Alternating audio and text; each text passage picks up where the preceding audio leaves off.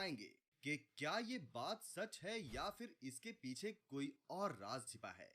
आप काफी लंबे समय से इस न्यूज को सुनते आ रहे होंगे कि मुस्लिम जिस काबा को अपनी सबसे पवित्र जगह मानते हैं उसके अंदर शिवलिंग मौजूद है। और तो और जो मुस्लिम जिस जगह पर शैतान को पत्थर मारते हैं वो जगह कोई और नहीं बल्कि शिव जी हैं, जिसे सऊदी अरब के लोगों ने कैद करके रखा है। और इन्हें लगता है कि अगर कोई हिंदू वहां जाकर गंगा जल डालेगा तो वो आजाद हो जाएंगे। यही वजह है कि मक्का मदीना में हिंदुओं को नहीं जाने दिया जाता।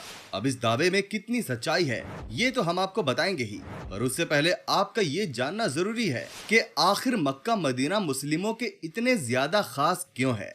सऊदी अरब एक पूरा इस्लामिक देश है जहाँ पर इस्लाम धर्म को मान्यताएं दी जाती हैं। यहाँ पर पेट्रोलियम बहुत ही ज्यादा मात्रा में पाया जाता है, इसीलिए ये दुनिया भर के विकसित देशों में से एक है। सऊदी अरब की राजधानी रियाद है और यहाँ की करेंसी रियाल है, लेकिन यहाँ की राजधानी से भी ज्यादा प्रसिद्ध है यहाँ के दो शहर, एक है मक्का और दूसरा है मदीना। ये दोनों ही शहर केवल सऊदी अरब में रहने वाले मुसलमानों के लिए नहीं बल्कि पूरी दुनिया भर में रहने वाले मुसलमानों के लिए बहुत ज्यादा अहम है। इसकी सबसे बड़ी वजह यह है कि यहाँ पर हर साल लाखों की संख्या में मुस्लिम आते हैं। ये मुसलमानों के लिए तीर्थ स्थल की तरह है।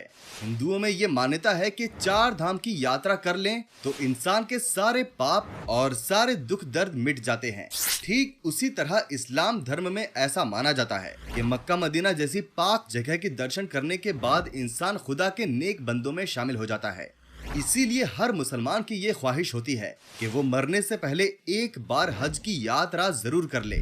इस जगह की महत्वता कितनी है इसका अंदाजा आप इस बात से लगा सकते हैं कि मुस्लिम चाहे दुनिया के किसी भी कोने में नमाज क्यों ना पढ़ें, हमेशा काबा की ओर मुंह करके ही नमाज वो पढ़ते हैं। जैसे कि भारत में रहने वाले मुस्लिम पश्चिम की ओर मुंह करके नमाज पढ़ते हैं, क्योंकि हमारे देश से मक्का पश्चिम में स्थित है और मुस्लिम ये भी मानते हैं कि पश्चिम की ओर मुंह करके झूठ बोलना गुनाह है। दोस्तों, जब लोग हज की यात्रा करने के लिए जाते हैं तो वो काबा के चारों ओर चक्कर लगाते हैं। इसे तवाफ कहा जाता है और ये हज का सबसे खास हिस्सा होता है। साथ ही वो मदीना की जियारत करने जाते हैं